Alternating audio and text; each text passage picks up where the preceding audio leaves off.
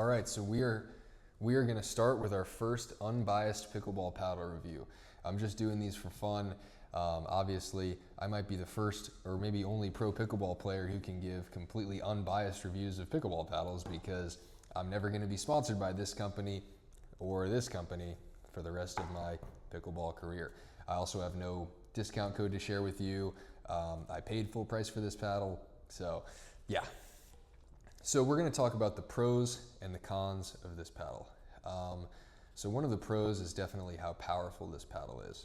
So this paddle actually has a lot of power and a lot of pop, and those are two different things. So if you look at, for example, a Paddle Tech or a Pro Connects Black Ace, that's the definition of pop. So it'll just pop right off of the face.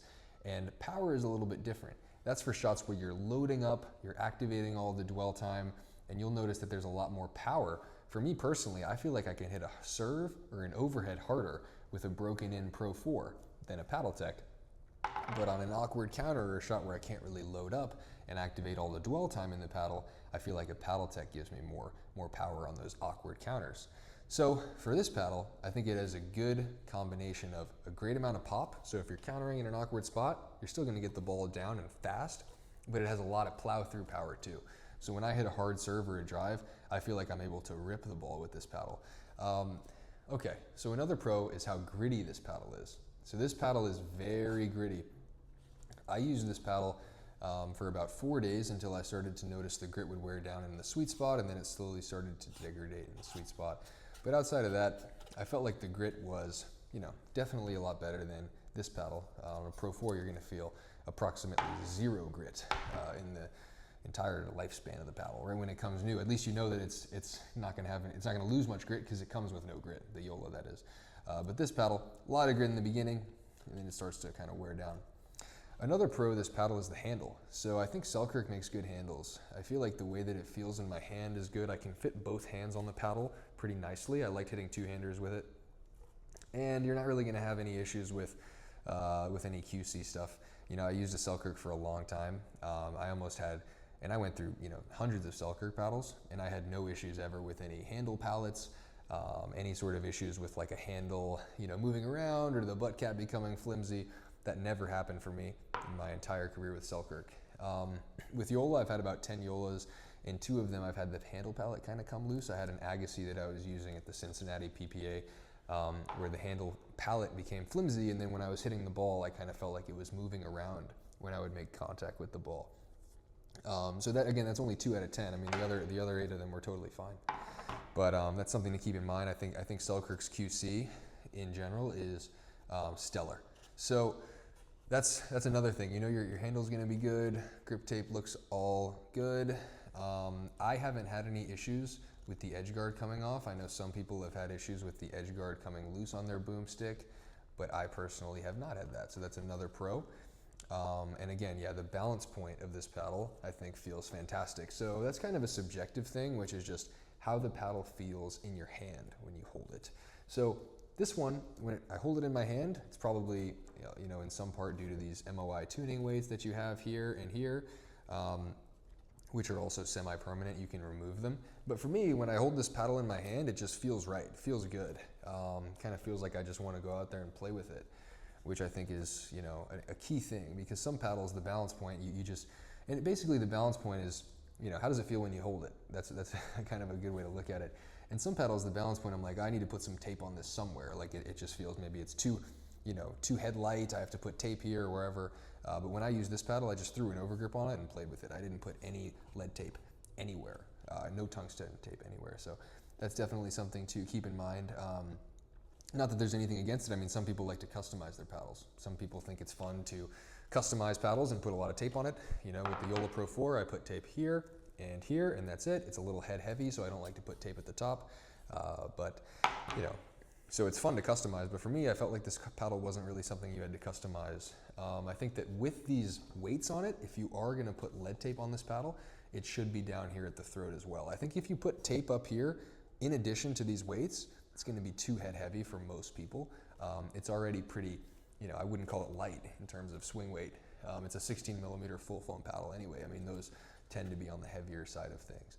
So those are the things that I like about it. I would say driving the ball felt good. I think that resetting the ball is surprisingly, I would say, average with this paddle. I don't think it's going to knock your socks off in terms of how easy it is to control with resets like an RPM or like this paddle. I feel like when this paddle is broken in, resetting the ball is very easy. It just feels kind of solid all around, whether it has lead tape on it or not. And this paddle is not hard to reset with, by the way. I think it feels pretty solid, but I wouldn't say it's, I felt like every reset was so incredibly easy to hit, because it does feel like the ball is kind of in a hurry to pop off of the face. So of course there's going to be pros and cons with how much pop a paddle has. How good or how easy it is going to be to control, in large part is dictated by how much power it has and how poppy it is off the face. Those two things, they're not necessarily mutually exclusive, but it's tough to have both. It's tough to have a super poppy paddle and also one that's very easy to control with soft stuff. So with that being said, I did feel like this was not bad with soft stuff. With resets and dinks, it was probably average as it compares to other, top paddles on the market. So that's kind of where it stands there. I guess one of the cons would be maybe actually hitting aggressive roll dinks. When the grit started to wear down a little bit, I had a little bit of some issues with aggressive roll dinks because I think that this paddle actually relies pretty heavily on the grit. So the reason for that is it's so powerful and so poppy that and I know that the Infinigrit has the secondary peaks that stay on, and I'm not saying that, it became completely smooth, but I am 100% sure that I noticed some degradation in the surface. The surface started to smooth out about 4 to 5 days in, and it became harder to control aggressive dinks in those shots because it's so powerful. And if you've got that much power and a bit of a smoother surface, then those aggressive dinks start to fly a little bit. And that became something of an issue with me. I was popping up some dinks and I was popping up some aggressive third shot drops. I think for me, the grit is super important. I think, the first few days when it's gritty, this is basically a perfect paddle. But some paddles need grit more than others. This paddle doesn't actually need as much grit. I think it's so solid out of the, especially when it's broken in, actually, it's so solid that, without grit, this paddle is better than this paddle without grit, if that makes sense. But when this paddle has grit, then I actually might even rather use this than this. But if I'm taking both of them, a week in with a lot of play and the grit's kind of worn down, I would go with this. So that's another thing. I would say I felt a little disconnected on serves and drives sometimes, or on returns of serve. Sometimes they would fly with this paddle. I felt like they would fly a little bit just because, again, it's so powerful, you can't really have everything. And it was a little tougher for me to control my serves. Sometimes I would miss serves long. Interestingly enough, this paddle, while it is very smooth, doesn't have a lot of grit. I felt a little more comfortable hitting hard and aggressive serves and returns with it. This one plays a little bit more like a tennis racket, if that makes sense, even without grit in some ways, especially when it's broken in. This plays more like not really like a tennis racket. It's a very powerful pickleball paddle, if that makes sense. And so, it's great for counters, but I think serves and returns, I felt like it was a little tougher for me to control sometimes. But that's kind of how it is. Not every paddle is going to have everything. I think that's about it. We're not going to get too deep into it today, but those are the main things with this paddle. If you have any questions, one of my pieces of advice would be to keep these weights on. I really like the weights up here. Again, all in all, I've gone over the pros and cons. This is a great paddle overall. I think, it's easy to put the ball away, that's for sure. If I had a ball up here, the point was over.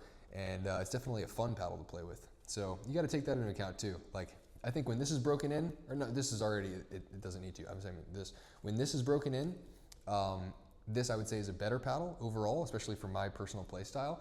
But this is very fun to play with, and you got to kind of consider both things. So that's why I bought both. So that's all. And I have my proof.